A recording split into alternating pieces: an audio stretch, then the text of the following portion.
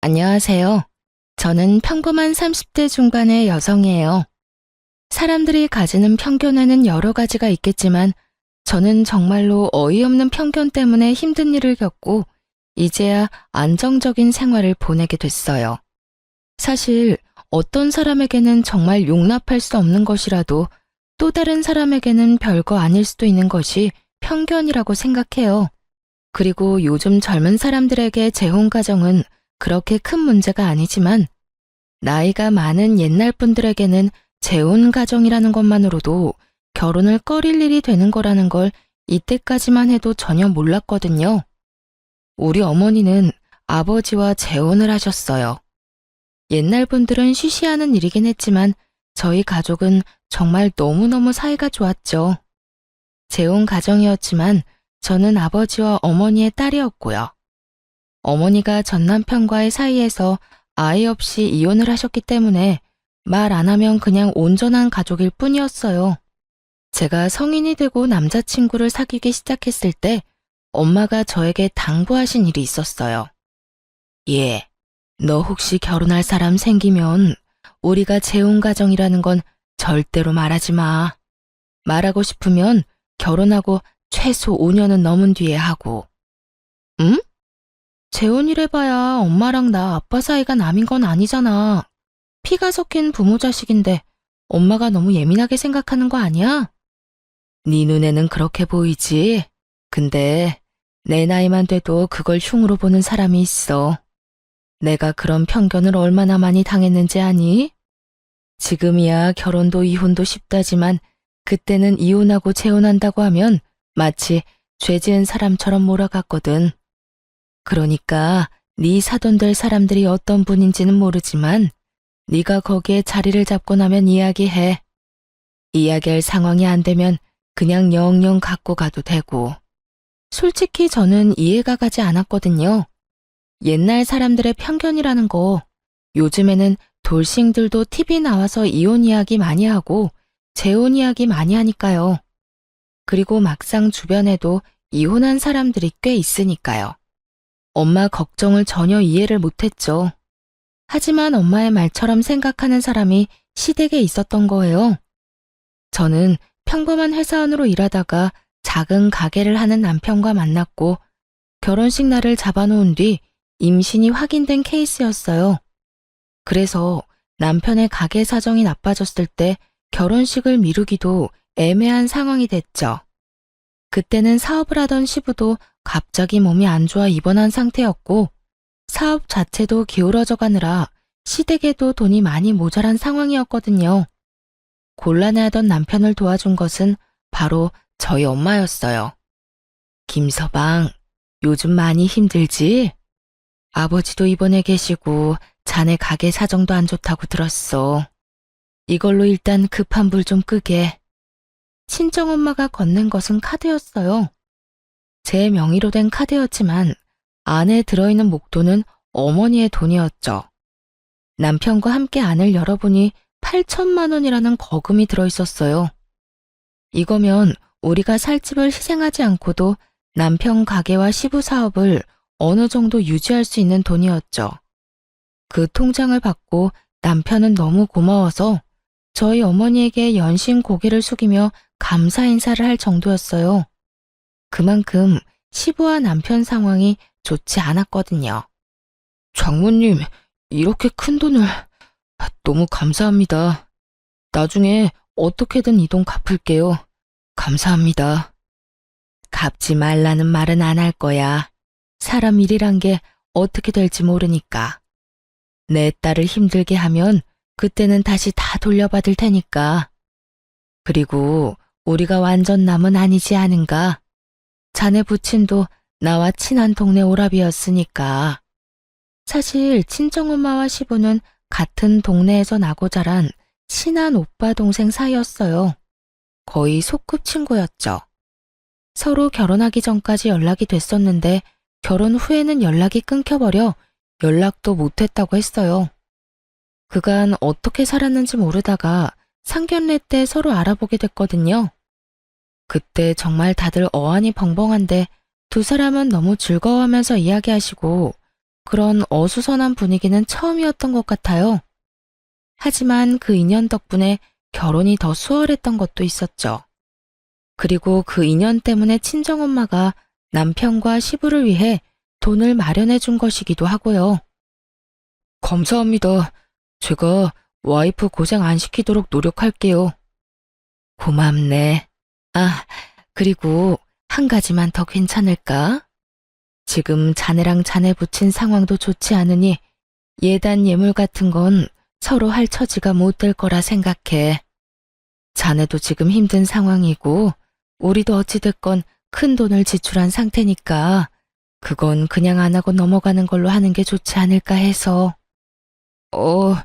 그건 걱정 마십시오. 저희야 그렇게 해주시면 더 좋은걸요.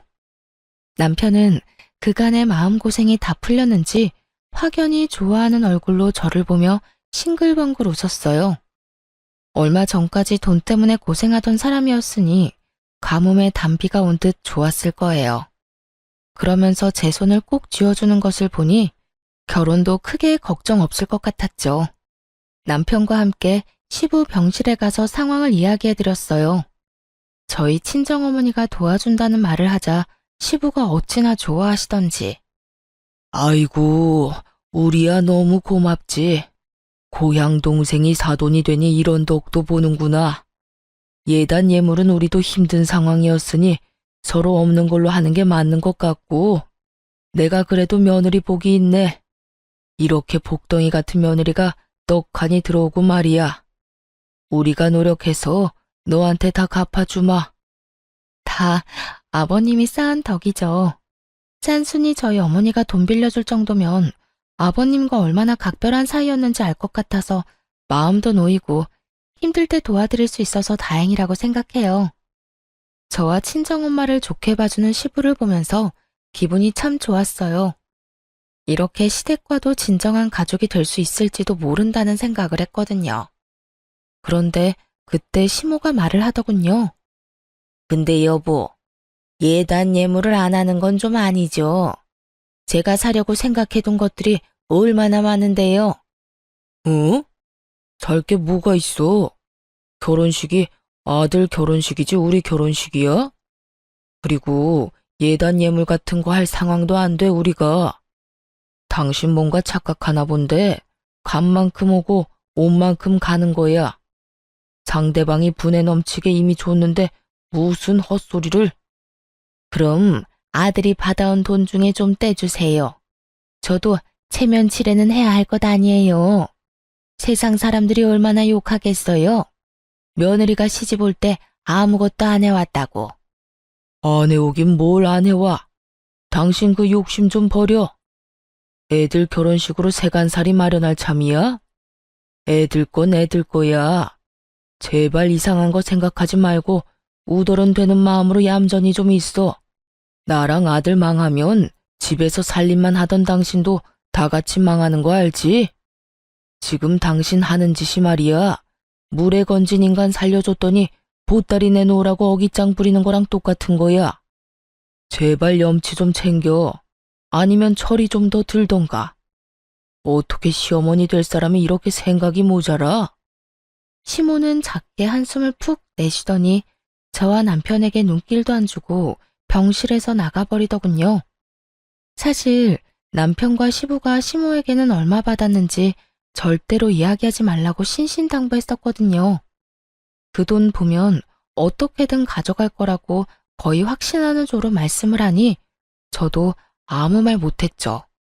그러니 시모는 저희 엄마가 빌려준 돈이 그렇게 큰 액수라고 생각을 안 한 것 같더라고요. 여보, 미안해. 엄마가 나쁜 의도로 그렇게 말씀하지는 않았을 거야. 나중에 상황이 다 정리되고 당신한테 얼추 돈도 갚아나갈 때쯤 되면 엄마한테 다 말할게. 남편은 미안해했지만 남편이 미안할 일은 아니었죠. 시모가 너무 생각이 없는 거였으니까요. 아들 사업이 망해가는 거 충분히 알면서도 자기 속 챙기는 모습을 보여주니 아들도 남편도 그걸 못 믿었게 생각하며 진실을 알려주지 않고 있었으니까요. 그때 시모가 어떤 사람인지를 정확하게 느꼈던 것 같아요. 욕심이 많구나. 그런 생각이 들었죠. 그리고 걱정이 됐어요. 결혼식 때 시모가 마냥 밝은 얼굴은 아니겠구나 하고요. 그리고 그 생각은 정확했어요. 결혼식장에서 시모의 얼굴을 봤는데 완전 썩은 표정이었거든요. 탐탁지 않아 하는 표정, 불쾌한 표정, 냉정한 표정이 한데 뒤엉킨 아주 오묘하게 상대방을 짜증나게 하는 얼굴이었죠. 저는 걱정이 앞섰어요. 시모가 왜 화가 났는지도 전혀 몰랐으니까요. 남편과 시부가 시모를 잘 달랬을 거라고 생각했는데 여전히 얼굴이 그 꼴이었으니 설마 아직까지 예단 예물 때문에 저러고 있다고는 생각조차 못했거든요. 드레스 입고 부케를 들고 있으니 마음대로 움직여 물어볼 수도 없고 정말 답답해 죽을 것 같더라고요. 그런데 패백을 하러 이동할 때 시모가 왜 그렇게 짜증나는 얼굴을 하고 있었는지 정확하게 알게 됐어요. 아니, 어떻게 이런 법이 다 있어? 예물을 안 해오면 어떡하자는 거야? 아무리 예의가 없고 경우가 없어도 그렇지 이런 식으로 자기들 맘대로 줄이고 없애고 이런 건 좀 너무하지 않아? 패백실 들어가려는데 들리던 시모 목소리였어요. 저는 당황했죠. 남편 친인척들과 함께 있었는데 시모가 그런 말을 꺼낸 거예요. 시부는 화장실에 간 터라 안에 없었거든요. 시모 말에 동조하는 사람들도 있었어요. 해주기로 했다가 안 해준 거라고? 무슨 그런 집이 다 있대. 아무리 그래도 조금이라도 해야 할 건 해야지. 겉만 번지르르 하고 그 집안 다 망한 거 아니야? 딸 결혼하는데 대놓고 그런 말을 어떻게 해? 돈 쓰기 싫은 거지. 며느리가 그렇다고 엄청 대단한 것도 아니고 뭐 내세울 것도 없는 애 시집 보내면서 그런 것도 없이 오는 거 너무 경우 없는 짓이잖아. 듣고 있으니 눈앞이 깜깜하더군요. 저희 부모님이 없길 바라며 안을 슬쩍 살폈는데 저희 부모님이 반대편 통로에 계시더라고요. 친정엄마 표정이 무척 안 좋았어요. 그 기분이 어떨지 짐작도 안 갔죠.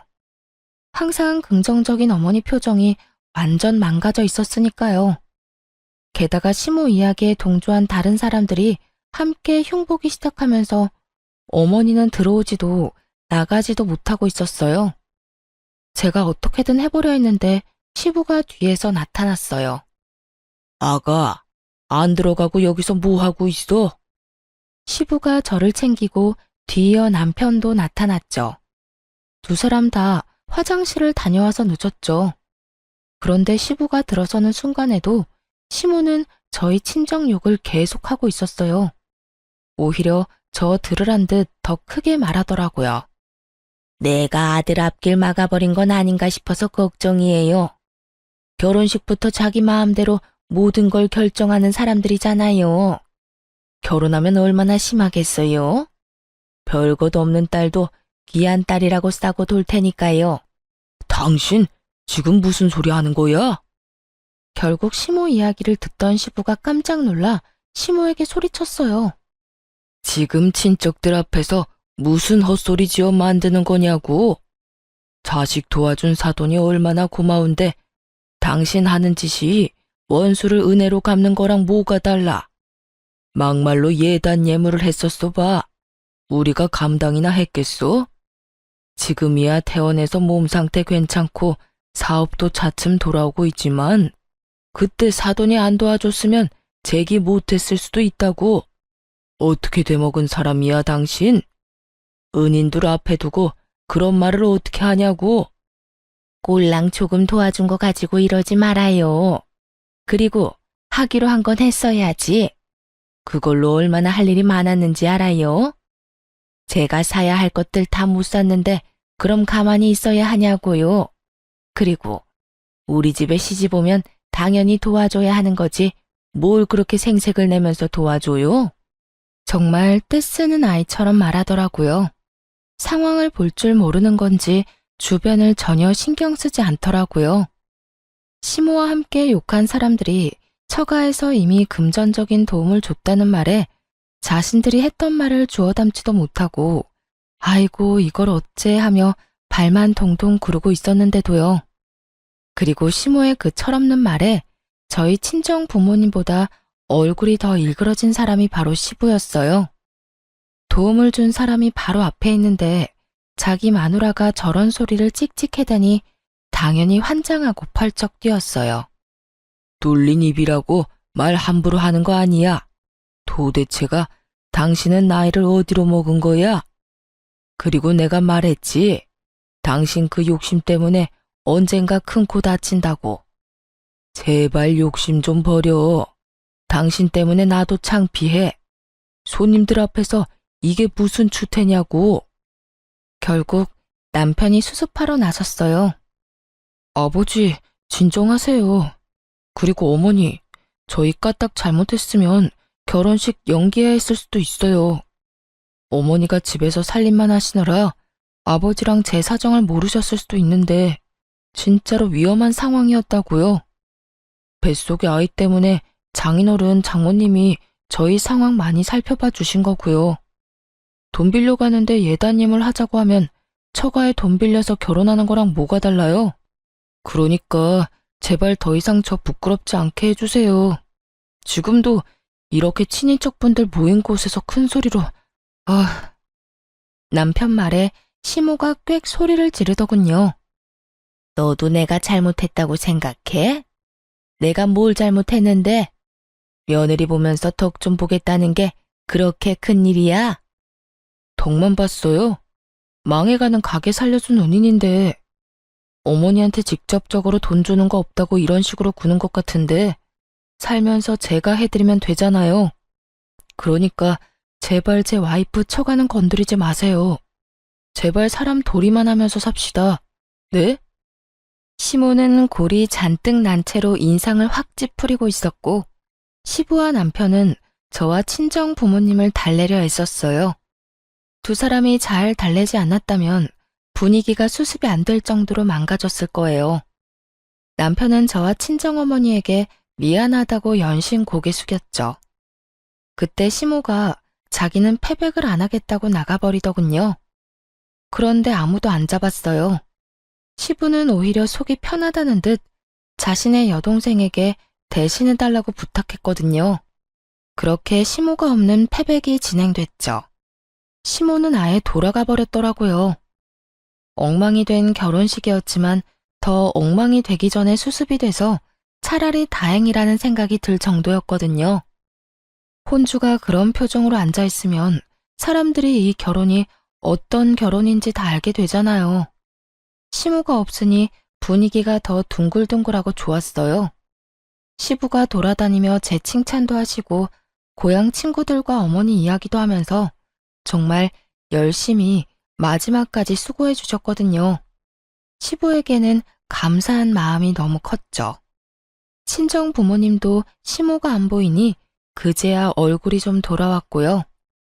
딸, 그 집 안싸돈 보면 내가 너 시집 안 보내고 싶은데 그래도 오빠가 너 좋게 생각해주고 잘해주니까 그거 하나만 믿고 보내.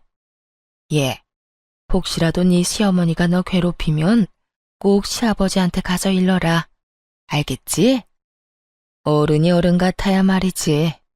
저런 어른도 우더른이라고 다 참아주면 너만 생고생이야. 아니다 싶을 때는 확실하게 시아버지한테 말해. 도와준 것도 있고 이 엄마 얼굴 생각해서라도 너한테 잘해줄 양반이야.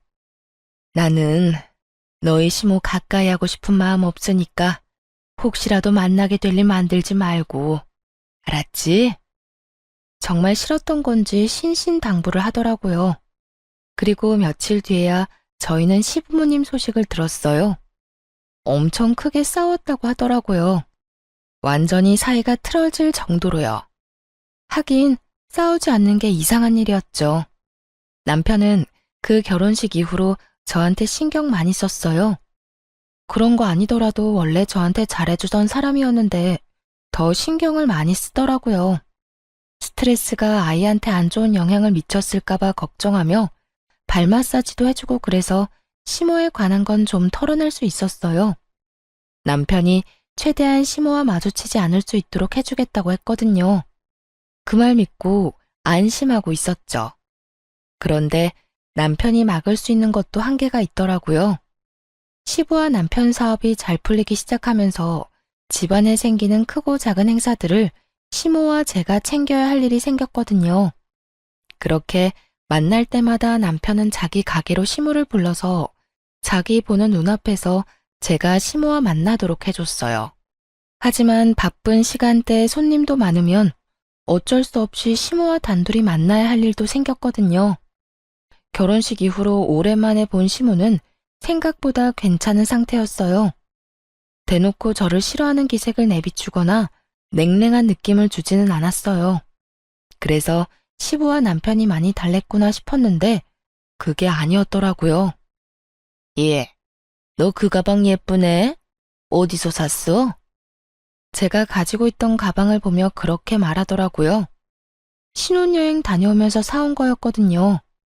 고가의 브랜드는 아니지만 애착이 가고 제가 딱 좋아하는 스타일이라 손이 많이 가는 가방이었죠. 아, 이거 신혼여행 갔다 오면서 하나 장만한 거예요. 그래? 그런데 너무 예쁘다. 이거 갖고 싶네. 그냥 놔주면 안 되니? 손에 칼만 안 들었다 뿐이지 이건 거의 날강도나 다름없었죠. 실실 웃으면서 달라고 말하는 시모를 보니 이거 안 되겠다 싶더라고요. 제가 웃으며 말했죠. 어머님, 제가 남편한테 말해둘게요. 그럴 거 뭐 있니? 그냥 걸친 거 주면 되는데. 너 설마 내가 결혼식 때 그랬다고 나한테 아직까지 악감정 가진 건 아니지? 설마 그럴 리가 있겠어요. 그렇지만 이건... 너 우리 집에 시집 올 때 나한테는 아무것도 안 해준 거 알지? 그런 거 생각하면 이 정도는 그냥 줘도 되는 거 아니니?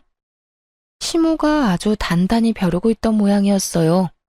제가 거절할 것 같은 뉘앙스를 풍기자 바로 그런 식으로 말하더라고요. 저는 일단 알겠다고 이야기하고 시모에게 넘겼어요. 비싼 것도 아니고 세상에 하나뿐인 것도 아니고 이걸로 시모 마음이 풀리면 그걸로도 괜찮겠지 하는 마음에 한번 준 것이었는데 그 뒤로 계속 그런 요구를 하더라고요. 남편에게 말했더니 남편이 바로 시모에게 전화해 말했어요. 엄마, 아무리 그래도 신혼여행에서 제가 와이프한테 사준 가방을 가져가시면 어떡해요. 그리고 어머니 가방 많이 갖고 계신 거 제가 잘 알거든요. 그러니까 저희 와이프 거 탐내지 마세요. 네 마누라가 그렇게 이야기했어? 내가 지 거 뺏은 거라고? 아니요. 어머니가 너무 원해서 드렸다고 하던데요. 근데 남이 선물한 것까지 원하는 건 좀 아니죠. 어머니 돈으로 사세요. 제가 매달 용돈도 보내드리고 아버지한테 받는 돈도 있으시잖아요. 왜 며느리 하고 있는 걸 달라고 해요? 제가 용돈 안 드리면 또 모를까. 돈을 주고 있는데 왜 남한테 뺏어요? 결국 남편은 아예 앞으로도 안 사줄 거라고 절대 그런 일로 우리 부부 괴롭히지 말라고 이야기하고 전화를 끊었어요. 남편의 과격한 말투에 좀 걱정은 됐지만 그래도 앞으로는 그런 일 없겠거니 했는데 그 뒤로는 더 집요하게 남들 모르는 곳에서 제게 요구를 하더라고요. 최대한 시모와 떨어져 있으려 해도 집안 행사에는 어쩔 수 없이 붙어 있어야 하는 일도 많았거든요. 그럴 때마다 계속 요구하더니 이번엔 제가 결혼할 때 친정아버지가 사준 가방을 달라고 하더라고요. 그거 예쁘네. 저번에 거 돌려줄 테니까 그거 나한테 줘. 그때 준 건 너무 어려 보였는데 이건 나한테도 딱 맞겠다 얘. 제가 가지고 있는 하나밖에 없는 명품이고 무엇보다 친정아버지의 선물이었으니 저도 줄 생각은 없었어요. 그런데 시모가 자신이 들고 있던 가방을 업고는 안에 든 물건을 우르르 쏟아 테이블 위에 올리더니 저를 쳐다보며 태연하게 이야기하더라고요. 뭐해? 너도 가방 비우고 어서 줘. 그 모습에 화가 난 제가 시모에게 말했죠. 어머님, 이건 저희 친정아버지가 선물로 주신 거예요. 누가 팔라고 해도 줄 생각 없고 어머님이 달라고 해도 드릴 생각 없어요. 다른 건 모르겠는데 이건 의미가 다르잖아요. 어머님이 이해 좀 해주세요. 그래서? 그럼 그거랑 똑같은 거 나한테 선물하면 되겠네. 안 그러니? 어머님, 현실적으로 불가능하단 거 잘 아시잖아요. 저 출산하고 아직 육아휴직 중이라 돈도 없어요. 그럼 남편한테 말해서 물어볼게요. 됐어. 기가 막혀서 이 집에 들어올 때 딸랑 몸만 온 주제에 무슨 말만 하면 남편한테 물어볼게요? 물어보는 게 아니라 고자질이겠지. 아들을 어떻게 구워 삶았으면 아들이 엄마 힘든 건 아는 척도 안 하고. 너도 그러는 거 아니야. 네가 나를 얼마나 무시했으면 그런 짓을 하겠어? 시어머니 하는 말에 내내 해도 모자란데 무슨 말만 하면 그건 안 돼, 저건 안 돼. 흐이구, 내가 등신이지, 응? 시모가 그렇게 말하더니 기분 나쁘다는 듯 다시 가방을 정리하더니 저를 두고 다른 친척들이 있는 곳으로 가버리더군요. 그리고 거기서 친척들과 저한테 다 들리도록 이야기를 했어요. 며느리가 자기 무시한다. 아무것도 해온 것도 없는 주제에 시모 말에 꼬박꼬박 말대꾸만 한다고 사람들에게 다 퍼뜨리고 있더군요. 남편에게 말해봤지만 상황이 좋아지지 않았고 남은 건 시부밖에 없다고 생각했어요. 그래서 저는 시부에게 연락을 했어요. 그래, 그렇지 않아도 내가 먼저 전화하려고 했는데 너 잠깐 나오거라. 시부를 만나러 간 곳은 시부 회사 근처였어요. 나가니 시부가 제게 종이봉투를 하나 건네더라고요. 그리고 그 안에는 고가의 가방이 있었죠. 너 얼마 전에 네 시어머니한테 가방 뺏긴 거 아들한테 들었다. 내가 그거 보니 미안해져서 말이지. 그간 사돈에게 도움받은 것도 있고 내가 네 어머니에게 직접 선물을 하려니 그러지 말고 며느리한테나 잘하라고 해서 이렇게 가방 하나 사들고 왔어. 내가 너한테는 얼마나 고마운지 모른다. 앞으로도 우리 아들이랑 손주랑 그렇게 잘 지내거라. 다른 건 바라지도 않아. 솔직히 네가 우리 집에 들어오고 좋은 일만 있잖아. 말만 들어도 힘이 되고 기분이 너무 좋더라고요. 대신 이거 네 시어머니한테는 내가 사줬다고는 하지 말고 그 여편네 그거 알면 또 난리 날 거다. 그 말을 듣는 순간 그런 생각이 들더군요. 이걸 보면 시모가 얼마나 갖고 싶어 할까 하는 마음이요. 그래서 숨겨두고 몰래 쓸 생각이었는데 시모가 저번에 친척들 앞에서 제 욕한 게 생각나서 괘씸하더라고요. 그래서 이번에 시댁에 갈 때 그 가방을 메고 갔어요. 시부가 먼저 알아채더니 저한테 눈짓으로 잘하고 다닌다며 고개를 끄덕이더군요. 그리고 아니나 다를까 이번에도 시모의 눈이 돌아가더라고요. 예, 이런 건 또 어디서 났어? 저번보다 훨씬 예쁘다. 이거 나한테 줘, 응? 그러면 앞으로 친척들한테 네 이야기 안 할 거야. 그걸 말이라고 하는 건지. 시모가 며느리 흉보면 사람들이 그 집안을 뭘로 알겠어요? 그것도 결혼한 지 1년도 안 된 며느리를. 게다가 가방 하나에 그런 말 안 하겠다는 것도 다 그냥 해보는 말일 거예요. 지금 하는 행동을 보면 답이 나오게 돼 있죠. 저는 난색을 표하며 시모에게 조심스럽게 말했죠. 어머님, 죄송해요. 이 가방은 중요한 사람에게 선물 받은 거라 어머님한테 드릴 수가 없네요. 나중에 남편한테 말해서 이야기해 볼게요. 그랬더니 시모 눈이 쫙 치켜 올라가더니 또 나한테 퍼붓는 거예요. 중요한 사람? 너한테 중요한 사람이 시부모 말고 누가 있니? 너 설마 남자 있니? 그거 남자한테 받은 거 맞지? 알아서 열심히 자기 무덤 파는 시모를 보며 저는 속으로 웃었어요. 욕심이 끝도 없는 양반이었죠. 그 가방이 뭐라고 멀쩡한 며느리를 외도나 하는 여자로 만드는지. 뭐 눈에는 뭐만 보인다더니 저는 한마디 덧붙였어요. 그런 거 아니에요, 어머님. 말하기는 힘들지만 진짜 중요한 분한테 받은 거라 이거는 진짜로 드리기 힘들어요. 너 맞네, 바람핀 거. 지금 당장 안 주면 너 그러는 거 가족들한테 다 알릴 거야. 그러니까 빨리 내놓고 그 남자랑도 헤어져. 제가 뭐라 말하기도 전에 시모는 가방을 휙 낚아채더니 그 안에 있던 제 물건을 바닥으로 탈탈 털어냈어요. 그리고는 자기 어깨에 걸어보며 즐겁게 놀더군요. 저는 속으로 걸렸구나 싶은 마음에 불쌍하게 주섬주섬 물건들만 주워서 종이 가방에 넣었죠. 더 이상 시모에게 갖다부타 말은 하지 않고 저녁 때 집에 갈 때까지 기다렸어요. 저는 일부러 작은 종이 가방만 하나 챙겨들었죠.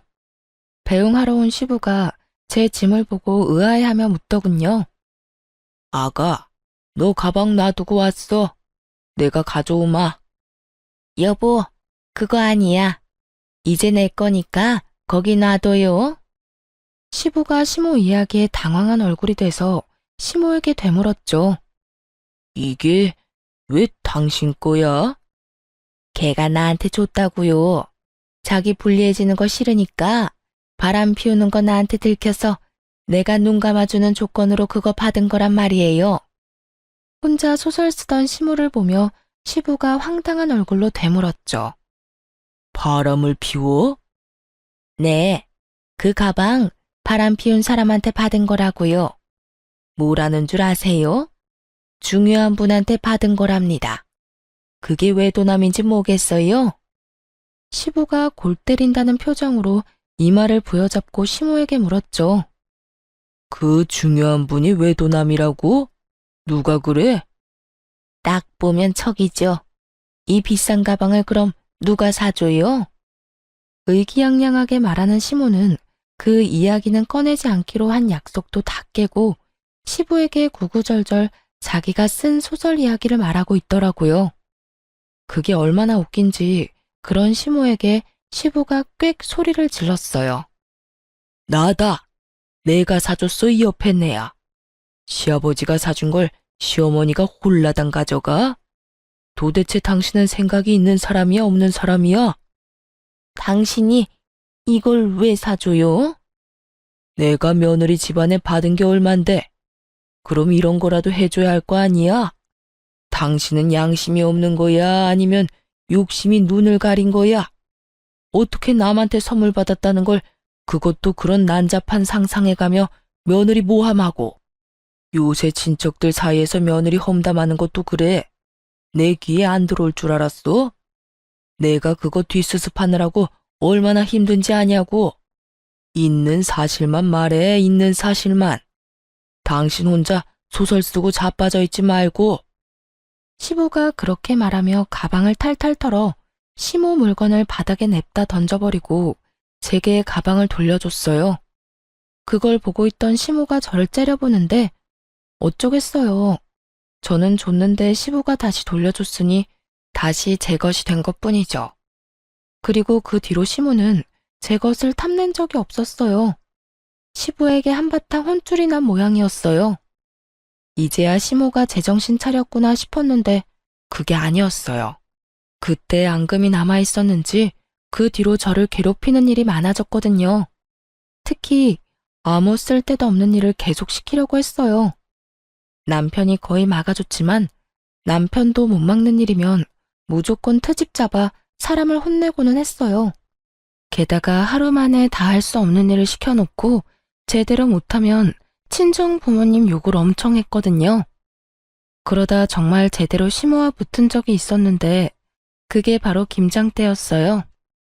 보통은 친정이나 시댁에 가서 김장을 하는데 시모는 시댁에 오지 말고 저희 신혼집에서 김장을 해서 시댁 먹을 것까지 해서 가져오라고 하더라고요. 너무 양도 많고 힘드니 친정엄마한테 연락했죠. 이야기 들은 친정엄마가 흔쾌히 도와주겠다며 왔는데 제가 좋아하는 반찬에 고추장, 간장까지 다 해오셨더라고요. 둘이서 김장하는데 힘들긴 했지만 정말 재미있게 일했거든요. 김장을 다 하고 친정엄마에게 잠깐 쉬고 가라고 했죠. 안방에 들어가 엄마가 쉬는 동안 저는 바깥에 정리하고 있었는데 갑자기 현관문 비밀번호 누르는 소리가 나더니 곧 시모 얼굴이 보였어요. 어머님, 무슨 일로 오셨어요? 제 물음에 답도 않고 시모는 제 얼굴에 다짜고짜 종이를 확 뿌려대더라고요. 날리는 종이를 보며 당황한 표정으로 이게 무슨 종이인가 싶어 주었어요. 그런데 그 사이에 거실로 들어간 시모가 다 만들어 놓은 김장김치 뚜껑을 열더니 거실에 패대기 치는 거예요. 너무 당황한 제가 소리를 질렀죠. 어머님, 이게 무슨 짓이에요? 무슨 짓? 무슨 짓은 너랑 너희 집이 했겠지. 너 이혼 가정인 거 왜 말 안 했어? 말했으면 너 절대로 결혼 안 시켰을 거야. 다 부모 따라가는 법이라고 그 나물에 그 밥이지. 봐라, 네가 중간에서 이간질을 얼마나 했으면 남편도 아들도 다 네 치마폭에 쌓여 헤어나오지를 못해. 너 때문이잖아, 이 도둑년아. 밑도 끝도 없는 이혼 가정 이야기. 저야말로 당황했죠. 이게 이렇게 크게 화낼 일이었나요? 진짜 이해가 안 가더라고요. 어머님, 도대체 무슨 말씀하시는 거예요? 그리고 김치는 왜 이렇게 만들었어요? 너랑 네 어미가 만든 김치를 우리가 왜 먹어? 재수가 없으려니 이런 년이 집에 붙어가지고. 너도 내 자식 버리고 이혼할 가능성 충분해. 네 엄마가 그랬던 것처럼. 내가 다 조사해봤어. 어쩐지 처음부터 마음에 안 들더라. 자기 마음대로 모든 걸 다 하려고 한 것도 그렇고 매번 남편 시아버지 내세워서 일 처리하려고 하는 것도 그렇고 너 네 엄마한테 그렇게 배웠어? 어른한테 그런 식으로 하라고 배웠냐고? 저희 엄마 욕하지 마세요. 어디 가서 그런 소리 들으실 분 아니에요. 저와 시모가 싸우는 소리가 들리자 안방에서 선잠을 자고 있던 친정엄마가 깜짝 놀라 밖으로 나왔어요. 그런 친정엄마에게 시모가 소리쳤어요. 그래, 너 잘 만났다. 남자 버리고 다른 남자 만나서 사니까 기분 좋아? 그래서 네 딸년한테도 이런 식으로 하라고 가르쳤어? 남자가 다 네 말대로 할 줄 알지? 내 남편 어떻게 구워 삶았는지 모르겠지만 너희들 다 오늘부로 끝났어. 재혼 가정? 그딴 인간들 내 아들하고 엮이는 거 내 눈에 흙이 들어가도 못 봐. 지금 당장 헤어지도록 만들 거라고. 악에 받쳐 소리 지르는 시모를 두고 보다 못한 친정엄마가 시부에게 전화를 걸었어요. 오빠, 빨리 애들 집으로 와. 지금 완전 난리도 아니야. 쉬는 날이었고 시부가 근처에 있었기에 금방 올 수 있었어요. 그리고 엉망진창이 된 집을 보며 시부가 어이없다는 듯 말했어요. 이게 지금 이 난장판이 뭐 때문에 이렇게 된 거야? 오빠 처가 그랬지. 며느리한테 김장 혼자 하라고 시키더니 이것 좀 봐. 김장한 거 다 엎어놔서 쓰지도 못하게 만들고. 내가 우리 애들 먹으라고 만들어준 반찬도 쓰레기통에 다 쳐넣더라. 이게 대체 어떻게 된 일이야? 당신이 진짜 이랬어? 나 아니에요. 저 사람들이 거짓말하는 거지. 어머님, 거짓말하지 마세요.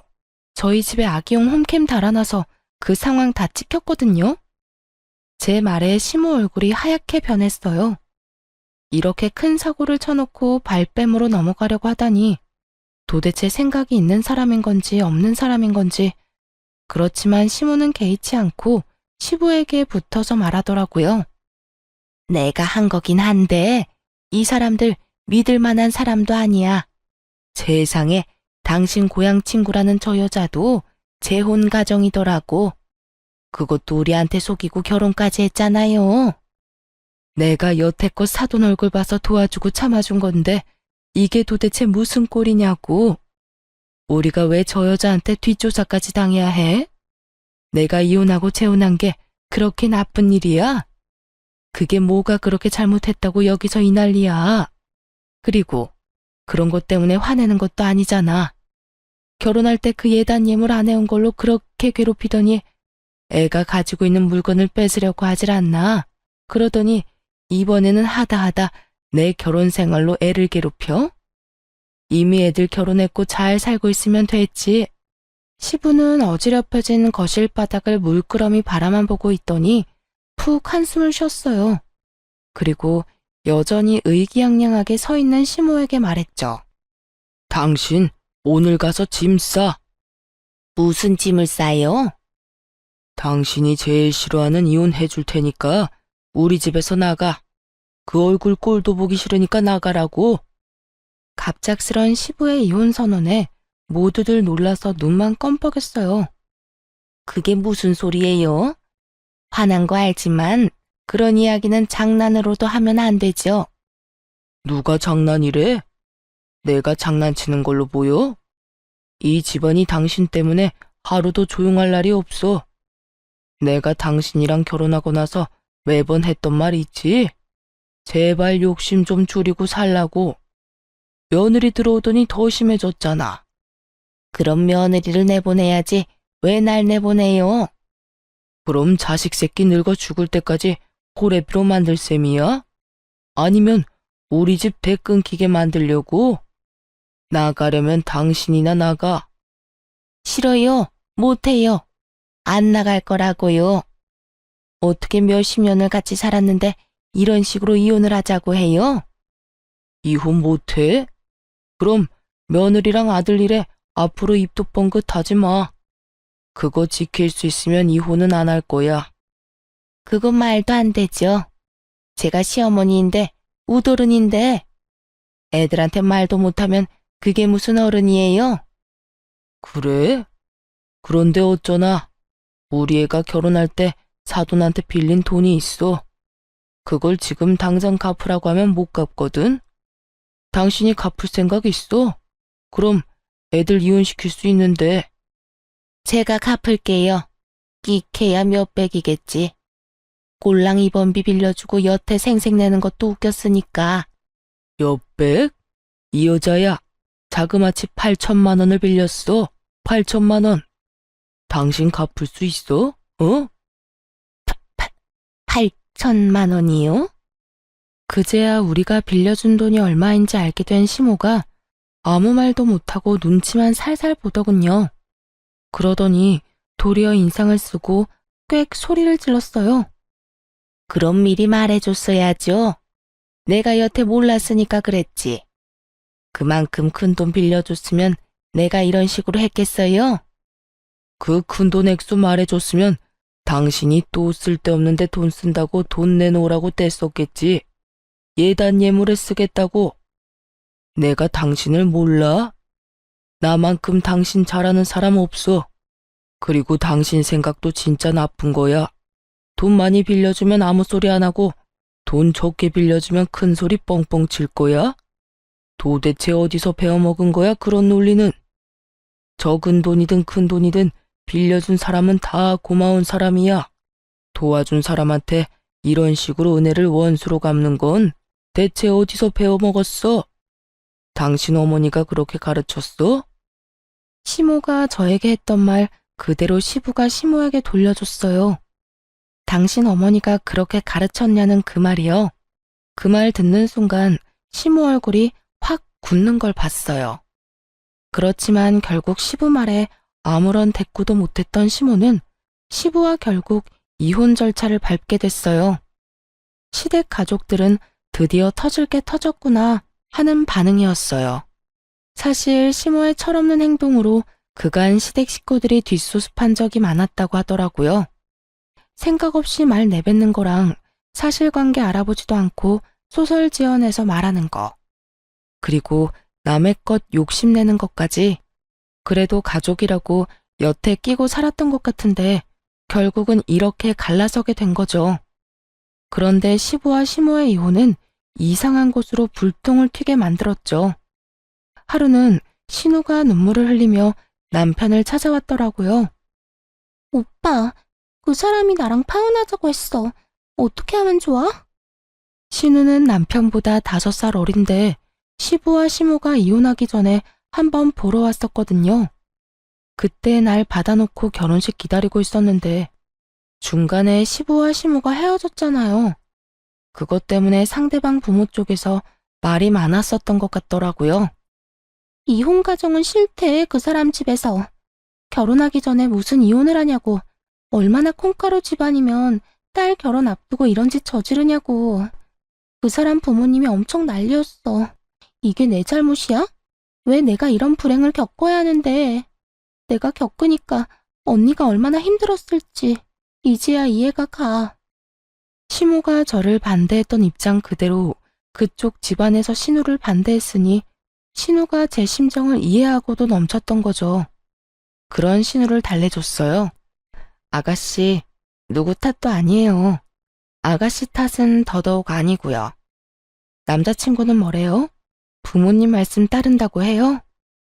걔는 무조건 부모님 말씀 들어야 한다는 의견이라 보수적인 건지 마마보이인 건지 진짜 못 참겠어요. 엄마는 도대체 왜 그런 짓을 했어요? 제가 결혼할 때까지만이라도 얌전히 있어주면 됐었잖아요. 아무래도 안 되겠어. 엄마한테 따져야겠어. 결국 신우가 그 자리에서 시모에게 전화를 걸었어요. 엄마, 지금 내가 무슨 꼴 당했는지 알기나 해? 지금 하하호호 즐겁게 있을 때가 아니라고. 나 파혼당했어. 엄마 때문에. 아니, 엄마는 왜 이상한 짓을 해가지고 아빠한테 이혼까지 당한 거야? 엄마가 제대로 행동했으면 아빠한테 이혼당할 일도 없었잖아. 대체 왜 그런 짓을 해서 내 인생을 망쳐? 그리고 나까지 이혼 가정이라는 이유로 파혼당할 일도 없었고. 엄마가 내 인생 조져놓은 거야. 아냐고. 예, 그게 무슨 소리야? 네가 왜 파혼을 당해? 엄마 아빠 이혼했다고 파혼당했다고. 엄마가 다 책임져. 책임지라고. 내 인생 어쩔 거야? 신우는 시모 탓을 하며 시모에게 악담을 퍼부었어요. 아니, 이혼한 게 네 탓도 아닌데 왜 결혼식에 그딴 이상한 이야기를 들먹여? 그 사람들 제정신이니? 시모 말에 마시던 차를 내뿜을 뻔했어요. 자기도 그 이상한 논리로 저희 부부를 갈라놓으려 한 사람 중에 하나였으면서 저런 말을 할 수 있다니. 하긴 그때는 본인도 이혼녀가 될 수 있을 거라고 생각조차 못 해봤을 테니까요. 엄마, 앞으로 나한테 연락하지 마. 엄마가 내 인생 망쳐놓은 거 나 절대로 못 잊어. 엄마랑 인연 끊고 엄마 없는 사람으로 살 거야. 예, 너는 나한테 그러면 안 되는 거야. 내가 너희를 어떻게 키웠는데? 그러지 말고 이 엄마가 어떻게든 되돌려보마. 그러니까 이런 식으로 감정적으로 굴지 말고. 여보세요? 여보세요? 다 늦었어. 시모 말이 끝나기도 전에 신우가 전화를 끊어버렸어요. 그 뒤로도 시모가 계속 신우에게 연락을 했지만 신우가 연락을 받지 않았다고 하더군요.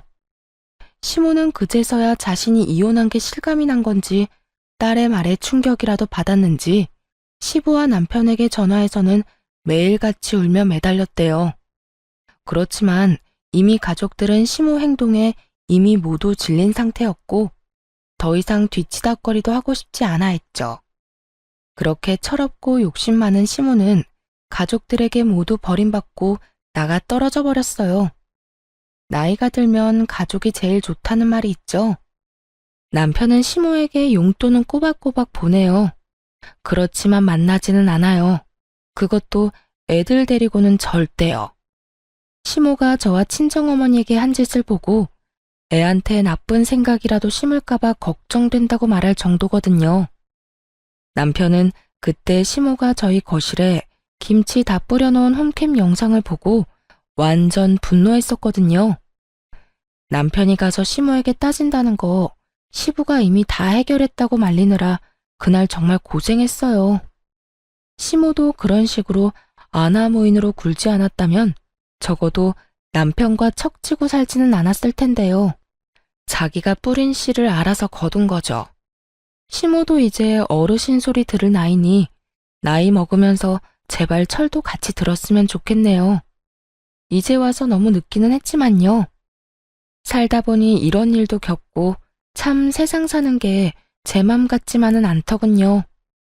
그래도 이제야 어떻게든 정상적인 생활이 되어서 다행이라고 생각해요. 편견을 가진 시모가 결국 본인 스스로 그 편견을 뒤집어 쓰게 될 줄 아무도 몰랐겠죠? 그리고 모든 가족이 자신을 버릴 거라는 생각도 못했을 거고요. 시모를 보면서 생각나는 게 하나 있어요. 반면교사라고 하죠. 저 사람처럼은 절대 되지 말아야겠다. 그 마음이요. 쓰다 보니 글이 길어졌네요. 긴 글 읽어주셔서 감사하고 여러분들은 행복한 시간만 보내셨으면 좋겠어요.